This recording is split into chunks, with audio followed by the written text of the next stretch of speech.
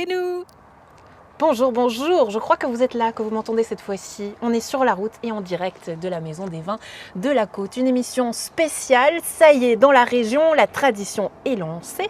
Les vendanges ont commencé. Nathalie Ravem, bonjour. Bonjour. Merci beaucoup d'être avec nous. Merci de nous recevoir ici, en direct depuis la Maison des Vins de la Côte. Est-ce que les vendanges, c'est comme moi, un peu votre saison préférée de l'année ? Ah, moi j'adore le mois de septembre. Je trouve que c'est là où il y a les plus belles couleurs, les plus belles odeurs dans la nature et bien sûr les vendanges. Oui, alors ça commence gentiment dans la région. Ça fait 1 an tout juste que la Maison des Vins de la Côte est née, que ça y est, c'est ouvert. C'était un événement dans la région. On va y revenir durant ce live. D'ailleurs, vous qui participez à la maison, n'hésitez pas. Peut-être si vous avez des questions en direct, posez-les ici en direct sur Facebook. Déjà, avant de commencer, Nathalie, je me permets, qu'est-ce qu'on boit ? Alors on va commencer avec un verre de chasselas. Un chasselas Grand Cru de Montsurol, qui est une tradition dans la région. Exactement, par Luc Pellet, le président de l'association. D'ailleurs, quand on dit chasselas, Nathalie, est-ce qu'aujourd'hui, on sent un peu cette pression des vignerons qui peinent à garder leur identité et puis leur nom, ou ça reste encore facile ? Facile, je pense que rien n'est facile, ni pour un vigneron, ni pour un autre corps de métier, mais l'identité chasselas est là. C'est le cépage qui est le plus consommé dans la région. On est fortement attaché à notre cépage chasselas. Ouais, et vous me disiez, Nathalie, impossible de changer la tradition. On commence toujours par le blanc. Impossible de changer ça.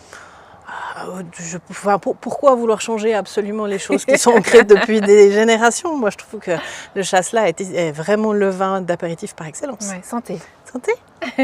Merci beaucoup d'être avec nous. Santé à la maison si vous nous suivez. J'adore, du pur bonheur, on se régale ici. Nathalie, ça fait 1 an du coup que la maison a ouvert. Comment ça va depuis les débuts ? Parce que c'était un endroit très attendu dans la région, des vignerons, du public, de tout le monde. Comment ça va depuis 1 an ? Ça va très bien. La maison trouve sa place. C'est un lieu qui est assez magique et qui répond à beaucoup de demandes. Donc il peut être soit ouvert au public pour faire des dégustations, il peut être privatisé. On a déjà fait des mariages, on a fait des anniversaires de mariage, des séminaires d'entreprise. Énormément de choses sont possibles grâce à cette merveilleux outil de travail. Ouais, vous me disiez que c'était un challenge pourtant, parce que évidemment, quand on gère un tel lieu, l'objectif c'est d'être rentable et qu'aujourd'hui il y a beaucoup de privatisation, peut-être un peu trop à votre goût. Ah, trop non. D'un autre côté, c'est aussi pour moi la façon de diversifier les activités, de montrer qu'on peut faire énormément de choses. Mais c'est sûr qu'il faut trouver un juste milieu pour que le public ne trouve pas porte close trop souvent. Oui, aujourd'hui, plus de 80 vignerons sont ici et sont partenaires, je crois, de la maison. Ils ont des casiers où ils peuvent être exposés. Comment on les sélectionne, Nathalie ? Alors, ces 82 producteurs sont propriétaires des murs de la maison parce qu'elle est propriétaire de l'association de la Maison des Vins de la Côte. Et après, chaque vigneron a décidé combien de casiers il voulait louer pour présenter entre 1 et 4 vins. Ce qui nous permet aujourd'hui d'avoir 217 références différentes avec 40 cépages. Preuve qu'il y a du choix chez nous, mais est-ce que vous avez tout pris ou il y avait des critères de sélection ? Non, mon principal critère avait été d'avoir une diversification des cépages pour ne pas avoir que des chasselas, même si on a presque une centaine aujourd'hui. Mais c'était de prouver aux gens d'ici et d'ailleurs qu'on faisait aussi d'autres choses que le chasselas. Oui, on innove dans la région, justement. Est-ce qu'il y a des tendances, est-ce qu'il y a des nouveautés qui se dessinent petit à petit ? Alors bien sûr, des nouveautés il en faut parce qu'il nous faut arriver à séduire la jeune génération.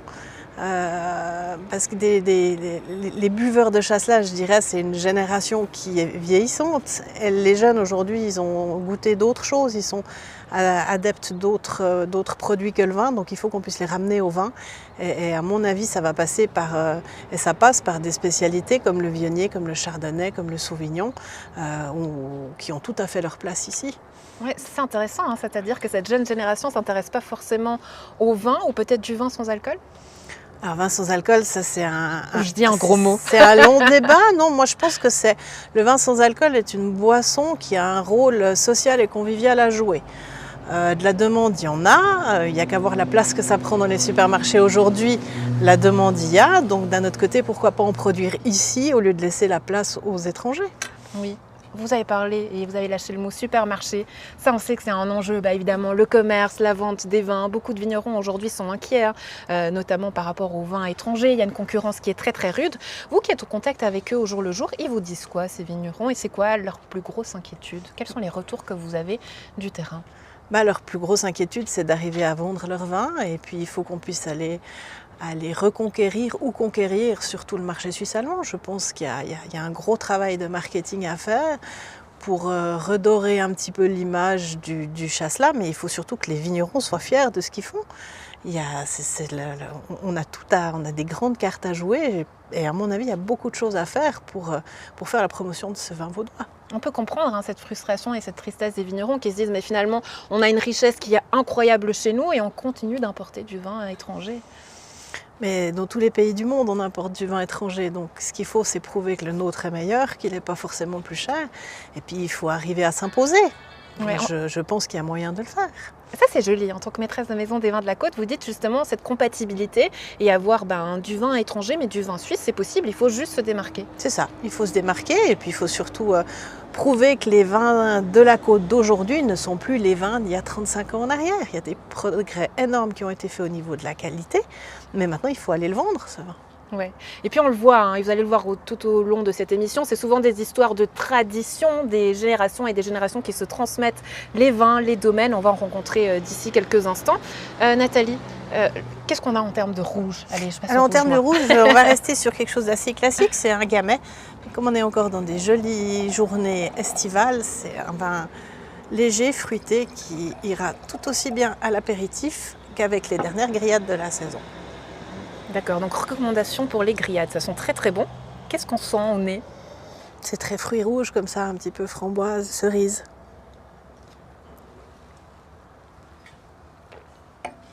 J'adore. Ouais, on sent la cerise. Ça serait votre préféré, Nathalie, ou pas?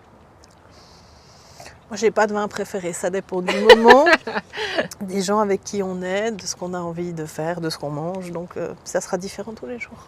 À chaque vin, son choix, ça c'est voilà, le mot de la maîtresse des vins de la Côte.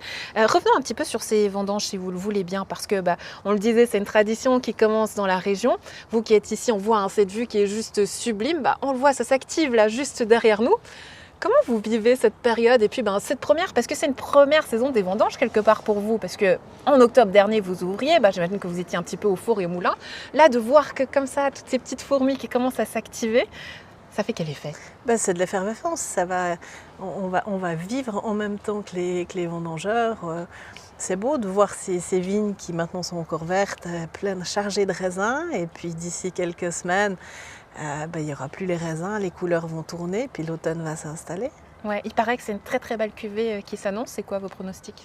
Ça devrait. Maintenant, tout va dépendre de la météo de ces prochains jours. Mais pour le moment, ils ont tout pour bien faire. Moi, j'ai tout à l'heure, pendant qu'on faisait les tournages, Shams, qui a tourné et qui était avec moi, a eu une très jolie formulation. Je ne sais pas si vous avez aimé. On va peut-être terminer sur cette question philosophique. Elle proposait que le mot vendange, ça vienne vent de l'ange. Parce qu'on aime bien le vent dans les vendanges.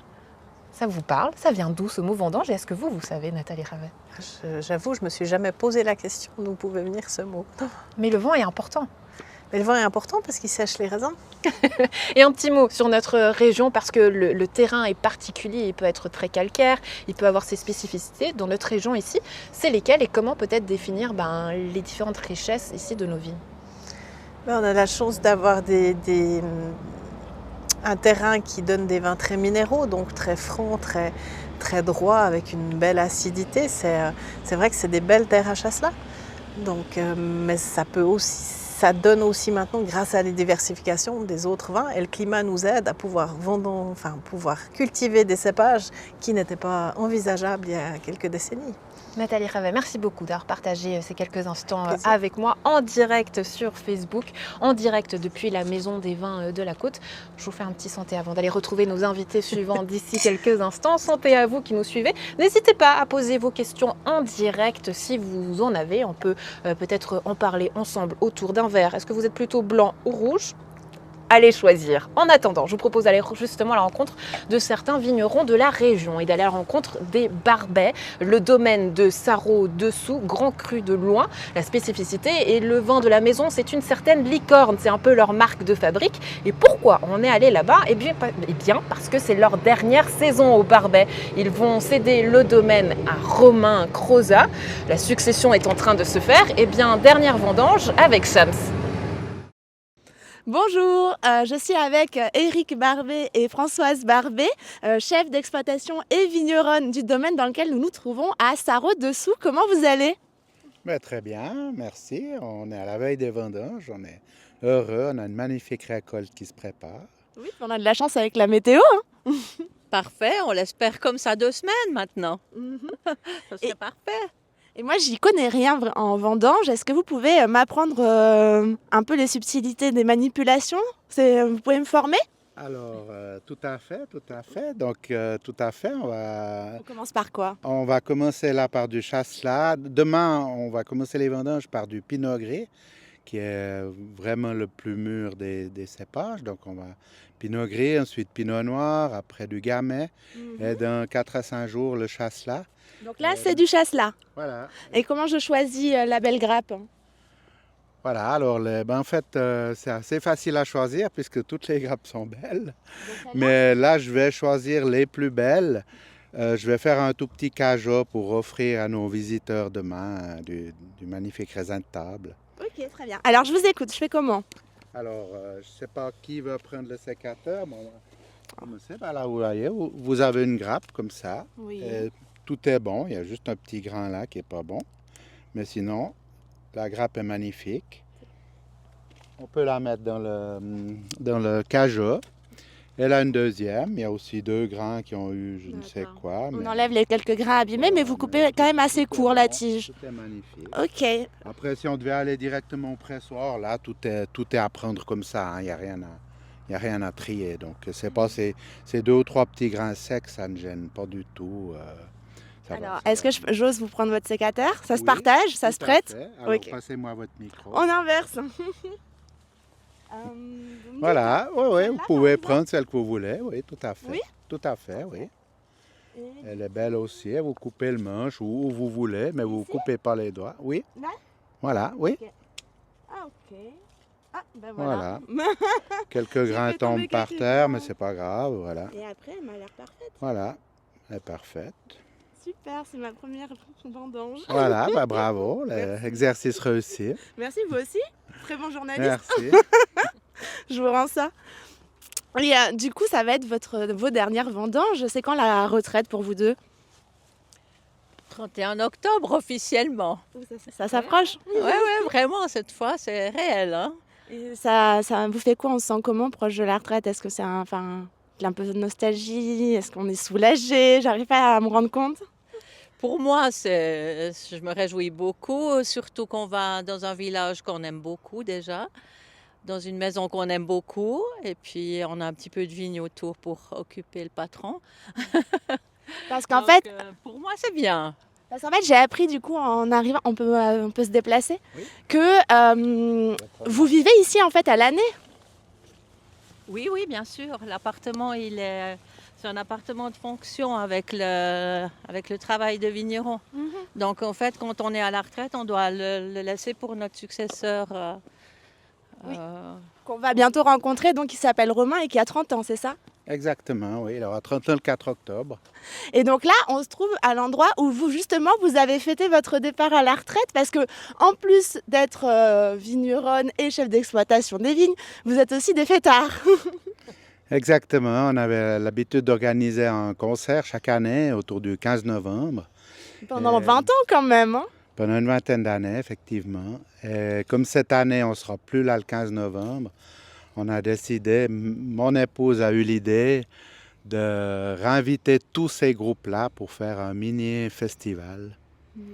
Et ça s'est admirablement bien passé. Peut-être Françoise peut en parler un peu plus que moi. Oui, comment ça s'est passé? C'était magique. En fait, c'était un rêve d'il y a 10 ans en arrière, mais que je n'ai pas imaginé réaliser. Et puis un jour, j'ai proposé ça à notre staff qui a dit chiche, on y va. Et puis voilà, on a démarré il y a 3 ans. Et puis on a préparé ça et puis ça a été absolument génial. On a eu une magnifique météo, des gens superbes qui nous ont aidés. C'était vraiment super. Tous les groupes sont revenus avec grand plaisir. C'était preuve qu'ils étaient bien là, je pense, j'espère. Et vous vous êtes bien amusés aussi? Oui, tout à fait. Donc on a eu sur 5 jours, on a eu 3 groupes par soir, sauf 2 le premier jour. Et ça s'est magnifiquement déroulé. La scène était en bas, là, dans le jardin, et le public ici, et ici aux barrières. Parce que du coup, d'ici, on a une vue imprenable du coup sur les vignes et le lac au loin. Parce que vous avez combien d'hectares pour produire vos bouteilles? Alors, il y a 18 hectares ici, moitié blanc, du chasselas, bien sûr, beaucoup de chasselas, du pinot gris et un tout petit peu de savagnin. D'accord. Et vous, ça fait combien de temps que vous êtes chef d'exploitation? Donc, ça fera 24 ans, 24 ans complète le 31 octobre. Donc, 24e vendange, c'est tout prochain jour. Et de manière assez symbolique, vous avez donné votre t-shirt du coup à Romain, votre successeur? Exactement, comme j'aurais plus besoin du t-shirt de la maison, eh bien, je le lui ai donné hier soir. Et voilà. Moi aussi, mais Il y en avait deux. quand même qui reste propre. Et, oui. Et alors, comment vous vous sentez de reprendre ce poste? Ben, c'est un peu un rêve qui se réalise. Dans le fond, c'est ça. Ben, il y a du stress, bien sûr, il y a de l'anxiété. Bon, ça, c'est ma nature aussi. Mais... Alors après, je suis très bien entouré par Eric et Françoise et aussi mes futurs collaborateurs, enfin employés. Voilà, ben là, on attaque le vif du sujet, donc les vendanges. Oui, on voit derrière vous déjà, tout est prêt pour accueillir les vendangeurs, les vendangeuses. Voilà. Vous allez recevoir combien de personnes pour venir vous aider? On aura 8 personnes. 8. Et elles viennent d'où? Portugal. Portugal, ok. Et donc tout va se passer essentiellement ici? Voilà, ben ça en fait Qu'est-ce qu'on c'est voit? vraiment la réception. Donc le raisin arrive dans les bacs que vous voyez là-bas. Ok. Donc je devrais aller mettre ma petite grappe là-bas par exemple? Voilà. Où on a aussi la benne à vendange qui est là. Oui. Parce qu'on vendange un petit peu aussi à la machine. Bonjour. Et du coup, donc les raisins en fait arrivent là, dans ce conquet là. Ils passent dans ce tapis. Et puis ensuite vous avez une autre machine ici. On appelle ça une égrappeuse. Une égrappeuse. Voilà, Ok. donc par exemple, quand vous avez une grappe de raisin, vous avez le squelette qui tient en fait les grains, qu'on appelle une rafle, qui sera enlevé avec cette cage écibatoire là. Et la rafle va sortir en fait à l'extrémité là-bas. Et dans ces ronds, ces espèces de calibres là, Oui, vous les avez- petites alvéoles. vous avez le grain qui va passer à travers et puis qui va tomber ensuite dans cette vis là. Oui. Et cette vis, ben, pour du rouge, j'amène directement soit en cuve pour macérer et fermenter, ou directement pour le pressoir pour les blancs, pour D'accord. pressurage directement. Ok, Voilà. très bien. Donc, c'est très industrialisé. Et vous faites combien de bouteilles par vendange, à peu près? Alors ça dépend, on est autour des, si tu me dis si je me trompe Eric, on est autour des 50 000 bouteilles. On aurait un potentiel de 150 000 bouteilles, mais on ne va pas tout mettre sur le marché sous nos propres marques. À peu près la moitié sous nos propres marques. Et cette année, vous avez eu un prix, justement, pour un de vos chasses-là? Alors, on a été primé avec le Chasselas 2017, réserve 2017. Il faut savoir que les Chasselas sont des très bons vins de garde. Ils changent un peu de goût, mais on a vraiment des choses fantastiques après quelques années. Et c'est quoi, alors, pour vous, votre secret pour avoir un bon chasse-là? Comment on le reconnaît? Bon, un bon Chasselas, il faut qu'il ait de la minéralité, beaucoup de fruits, peu d'acidité. Voilà, qu'il soit très fin, surtout très fin. Il faut vraiment beaucoup travailler en cave au début pour avoir des vins très fins. D'accord. Et du coup, il est comment, Romain, votre successeur, pour travailler avec lui? Comment vous avez pleinement confiance dans la relève?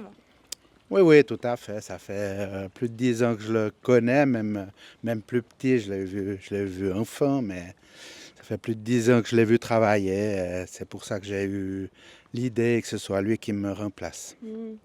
Et pour vous, ils sont comment, Eric et Françoise, pour vous Bah, moi, former, c'est un peu vous avoir des- accompagné? C'est un peu comme des deuxièmes parents, quoi. Parce que c'est vrai qu'avec Eric, on avait une petite histoire. Donc en fait, moi j'ai fait ma première année d'apprentissage aussi sur l'entreprise, mais au domaine qui est à Vufflan-de-Château, le domaine du Plessis. Et puis malheureusement, j'ai perdu mon patron d'apprentissage cette année-là. Et c'est Eric en fait qui a continué à me former et puis qui m'a toujours un petit peu suivi derrière et puis tout d'un coup proposé ça. Donc on avait déjà des liens, comme il disait, bien avant. Puis c'est clair que Françoise était là aussi. Donc il y avait des liens très forts avec les deux. Et puis c'est vrai que je leur dois beaucoup pour m'avoir proposé cette place-là. Parce que moi j'ai pas de domaine familial. Et puis je suis la 3e génération dans le métier. Mon grand-papa était vigneron au château de Chillon. Mon papa est œnologue, chef de cave et maintenant directeur au domaine du Plessis, donc pour la Maison Boll. Donc j'ai travaillé aussi un petit peu avec mon papa. Oui, Voilà. on va rester dans le même domaine. Exactement. Et puis voilà, voilà. C'est tout. Et est-ce que vous vous reconnaissez un peu dans son histoire? Parce que non plus, vous n'êtes pas propriétaire du coup du domaine. Non, En c'est vrai qu'on l'occurrence. on a un peu le même, on aura le même parcours parce qu'on était aussi, on avait le même pas employeur, le même statut, voilà, merci.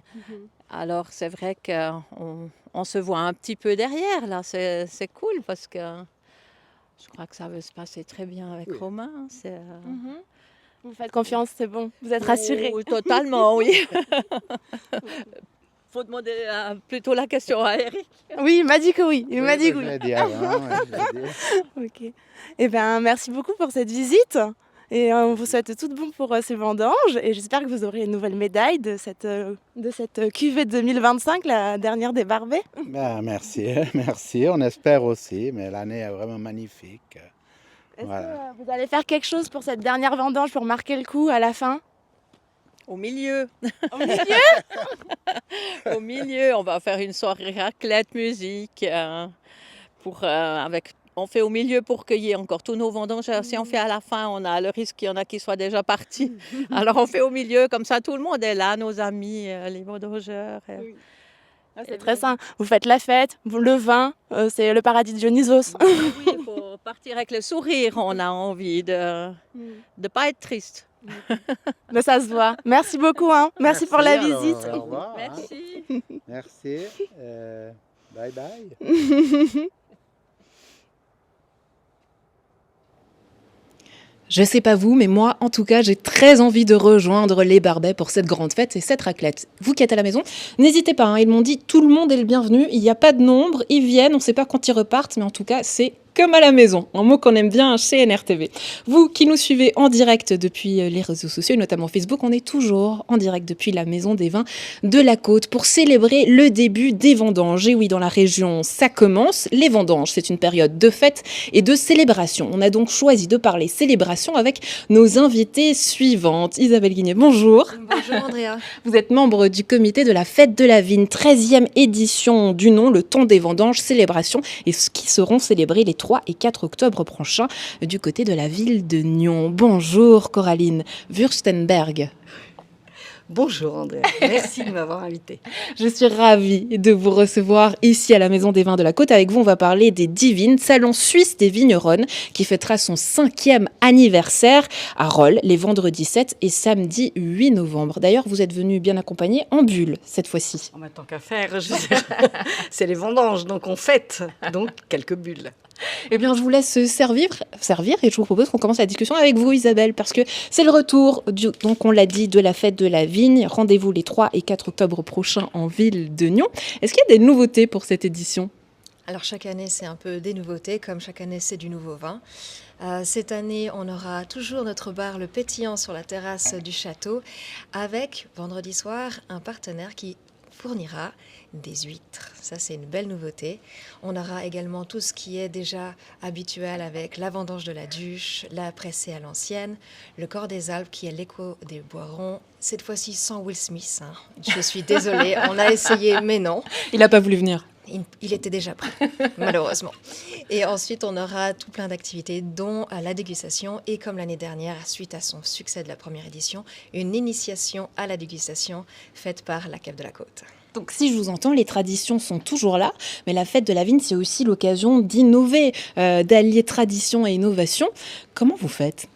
Eh bien, on est un joli comité de 12 personnes et on a chacun des idées brillantes. Donc je ne vous explique pas nos séances, ça part dans tous les sens. On doit se concentrer et réfléchir, mais suite à toutes ces discussions, on a toujours des brillantes idées. Alors que ça soit dans l'animation avec la musique, les événements, les dégustations différentes, les vignerons, on a toujours un peu un renouvellement d'idées et c'est pour ça qu'après 13 ans, on ne s'ennuie jamais, on a toujours du nouveau à offrir. Rassurez-nous, ça se fait autour d'un verre de chasse là ou vous osez boire autre chose? Alors évidemment, il y a du chasse-là, mais on aura du rosé, du blanc, du rouge et on aura évidemment ce bar, le pétillant, qui a du mousseux. On a aussi quelques alcools forts pour les plus fêtards en fin de soirée, mais on est vraiment autour du vin, évidemment. Ce sont les vendanges et le vin suisse. Justement, ces vendanges, on y revient en votre compagnie. Vous avez l'habitude d'entendre les vignerons, puisque vous célébrez avec eux. Aujourd'hui, peut-être, qu'est-ce qu'ils vous disent et quels sont les retours? On entend beaucoup d'inquiétudes de la part de ces vignerons qui sont inquiets du marché. Vous, qu'est-ce qu'ils vous racontent et pourquoi finalement cette fête de la vigne, elle est importante pour eux? Alors pour eux, c'est aussi de rappeler en fait aux gens locaux et aux touristes qui viennent aussi à l'événement qu'en fait le terroir est important. On entend du vin et on peut déguster du vin de l'international et on ne faut pas oublier en fait le vin d'ici, le vin du village dans lequel on vit, le vin du village d'à côté en fait. Les vignerons, ils produisent avec amour du vin chaque année avec toute la complexité qu'il y a liée au changement climatique, avec la complexité du marché économique. Évidemment, il y a des craintes, il y a des années où ça va mieux que d'autres, mais ils sont toujours positifs. En fait, on voit, il y a une réelle passion, un réel amour de leur métier. Et quand ils font déguster en fait au public leur vin, on voit vraiment le sourire sur leur visage. Ils sont contents de partager ça avec les gens. Oui, on a toujours à cœur de partager sa passion. Mais j'aimerais savoir, Isabelle, quelles sont les réelles retombées, je ne sais pas, économiques, touristiques de la fête de la vigne dans la région? Est-ce qu'il y en a? Est-ce qu'aujourd'hui, vous arrivez à quantifier et mesurer ça? C'est très compliqué pour nous, notamment par exemple par le nombre de personnes présentes. Comme on ne fait pas de billets d'entrée, c'est difficile de savoir qui est venu pour la fête de la vigne ou le marché d'automne, puisqu'on est en même temps. Le marché d'automne a lieu tout le samedi. De dire est-ce que vous êtes venu pour découvrir ou simplement parce qu'il faisait beau? Est-ce que vous avez envie de juste boire ou vous passiez parce que vous avez vu qu'il y avait un rallye pédestre par exemple? C'est très difficile pour nous d'analyser en fait avec des statistiques pures et dures sur notre événement.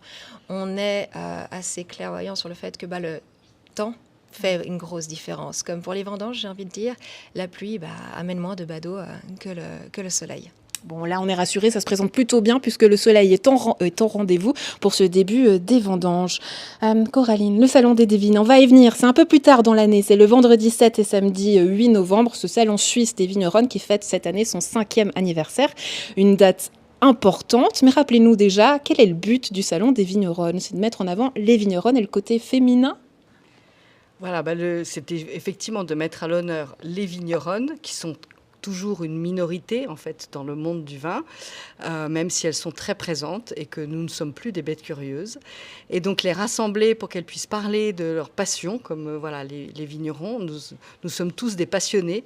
Et donc nous avons cette année plus de 50 vignerons qui viennent de toute la Suisse, donc Suisse allemande, Tessin, même justement les cantons un peu plus lointains, mais bien évidemment les Genevoises, les Valaisannes, les Vaudoises et une Neuchâteloise.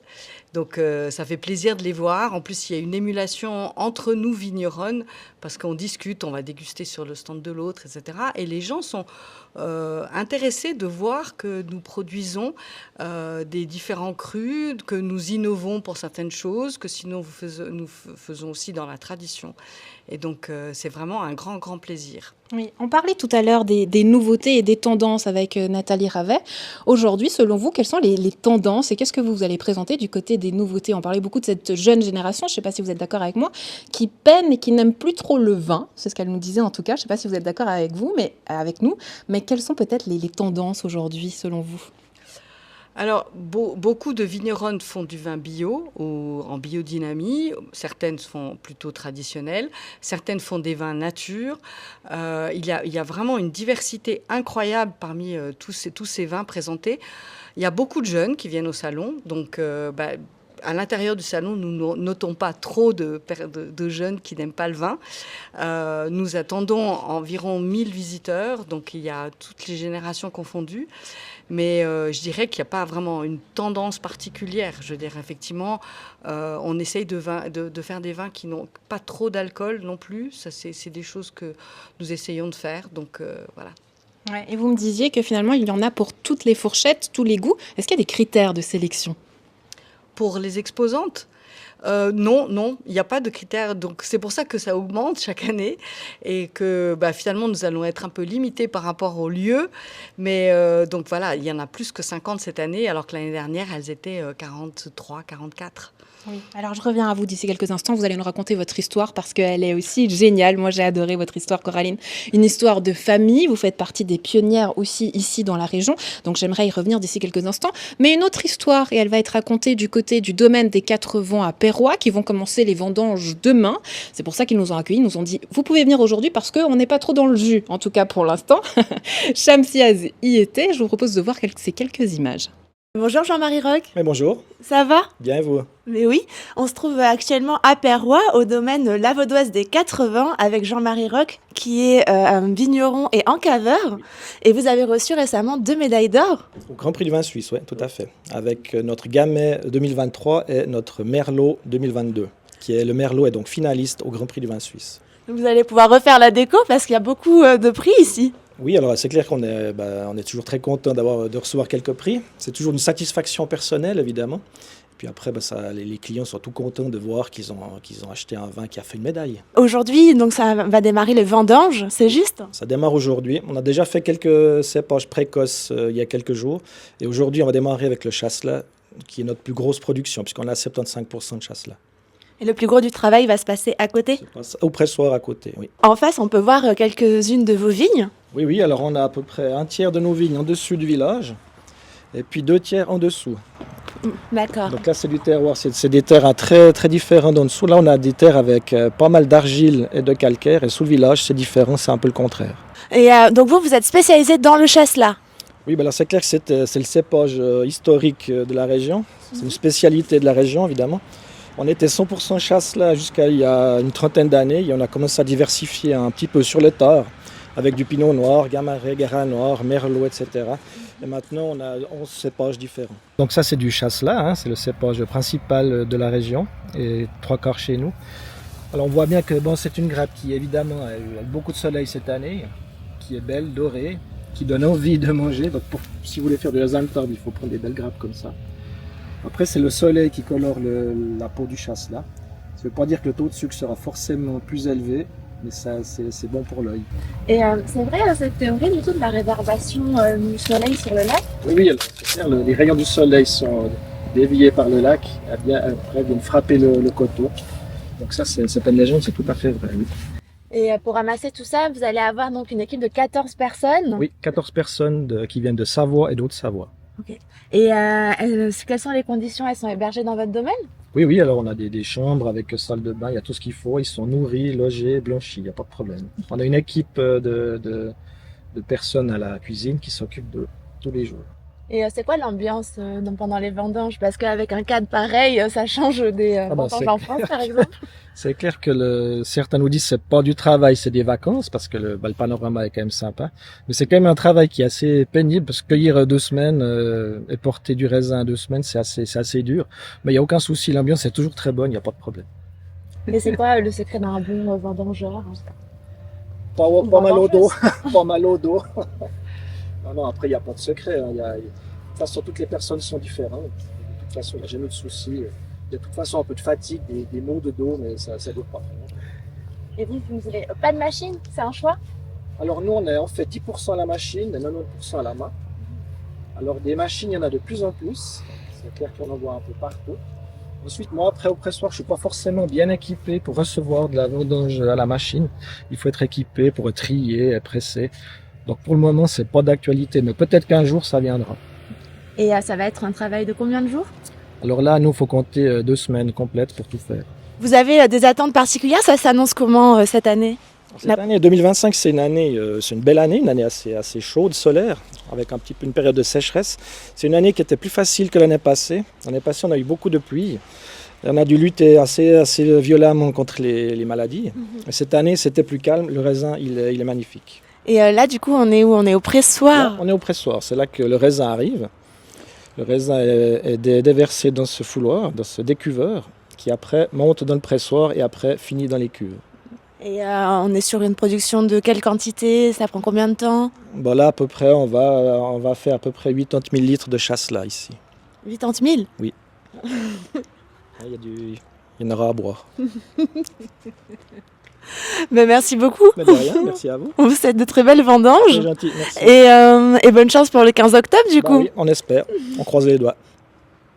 Eh bien, elles sont divines, ces bulles qui nous viennent tout droit du salon suisse des vigneronnes divines. Je suis toujours en compagnie de Coraline et Isabelle.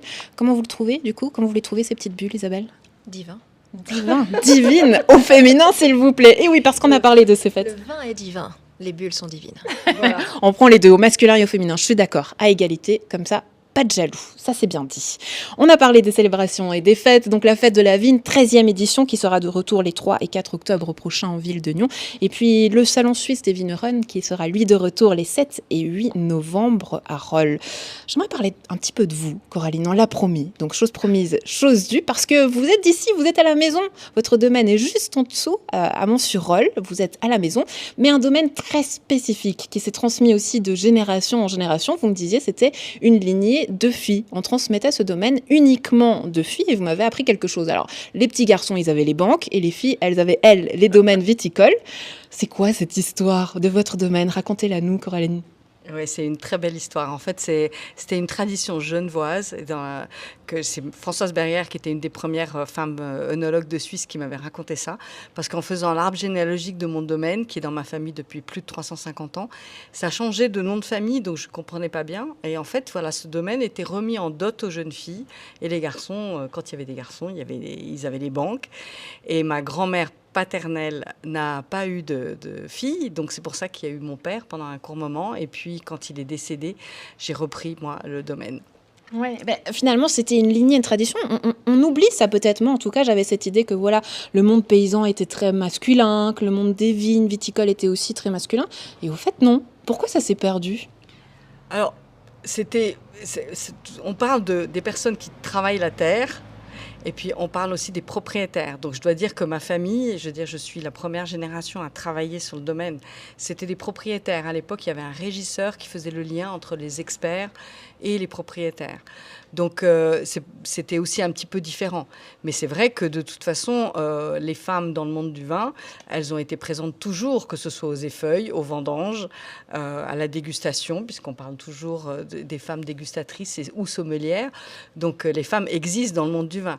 À être seule à la tête d'une exploitation ou à être spécifiquement œnologue, c'était pas tout à fait entré dans les mœurs. Maintenant, oui, il y a beaucoup d'élèves à Changin qui sortent de Changin. Et d'ailleurs, nous aurons comme invité d'honneur 4 diplômés de Changin qui se sont installés à l'étranger, 3 françaises et une qui est en Arménie. Donc, il y aura des vins arméniens. Et donc, il y a certaines volées de Changin où il y a une majorité de femmes. Ouais, voilà, qui est joliment dit et comme quoi on n'a plus notre place à prouver s'il y en a qui doutaient encore. Voilà, ça c'est pour nous et c'est pour moi, c'est dit, c'est cadeau. J'aimerais savoir de manière plus personnelle pour vous, qu'est-ce que ça évoque les vendanges? Moi j'ai des vieux souvenirs comme ça de quand j'étais enfant, une dame qui me garnait en Valais m'emmenait faire les vendanges avec elle, donc j'ai des petits souvenirs comme ça d'enfance. Pour vous Isabelle, ce serait quoi vos souvenirs? Je ne sais pas si vous en avez, des vendanges. C'est des moments de fête, c'est des moments où on réunit la famille, on réunit les amis. C'est des moments où, en fait, qu'importe le temps, qu'il pleuve ou qu'il vente, qu'il fasse beau, on est là, on met la main à la pâte, on travaille et en fait, on profite en équipe en sachant qu'il y a toujours un petit verre d'apéro à la fin de la journée et on est là pour vivre une semaine, 2 semaines vraiment intenses, mais bien entourées. Oui, très bien entouré et avec du vin. Coraline, pour vous, vos souvenirs des vendanges, ça serait lesquels et qu'est-ce que ça représente? C'est une fête, c'est du travail, c'est quoi ces vendanges pour vous? Alors oui, bien sûr, c'est beaucoup de travail, mais c'est aussi la fête, c'est l'aboutissement d'une année de travail. Donc on est heureux de rentrer le raisin, on est heureux quand le raisin est sain. Cette année, c'est une magnifique récolte, donc on est ravis qu'il y ait le soleil. Donc oui, c'est vraiment la fête. À la fin de la vendange, le dernier char de vendange est décoré avec des fleurs, on fait le tour du village avec des pétards, guitare, etc. Et puis de la musique. Donc c'est vraiment la fête. Quand on est moi je travaillais au pressoir, donc il y avait du mou, on buvait des verres de mou. Il faut dire, les gens sont les bienvenus au pressoir et sur les domaines de vendange, on est ouvert. Justement, il y a un petit verre de vin, mais il y a aussi un verre de mou, il y a des grains de raisin à manger. Donc oui, c'est la grande fête. Ouais. Vous allez célébrer comment cette année, vous ? Alors, je vais célébrer au pressoir, bien sûr. Ce matin, on a commencé avec le pinot noir chez moi. Et donc, oui, bien sûr que je vais fêter. Puis après, il y a le ressac à la fin des vendanges. Donc, ouais, c'est la fête. C'est des nuits un peu courtes, voilà, et des journées très longues et avec beaucoup de plaisir. Ouais. Et le sourire qui est là sur toutes les lèvres. Rendez-vous donc pour célébrer, on le rappelle, les 3 et 4 octobre prochains à Nyon pour la fête de la vigne, 13e édition. Et puis au salon Divine à Rolle les vendredis 7 et 8 novembre.